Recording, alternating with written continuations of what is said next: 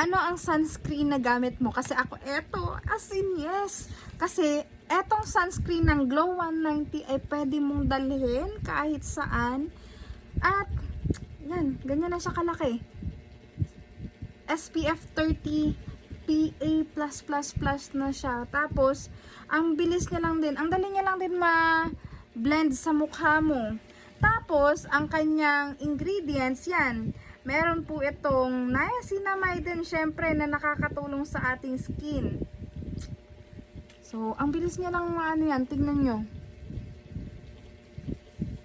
1 week pa lang na ginagamit ko, pero kitang-kita nyo na po ang pagbabago.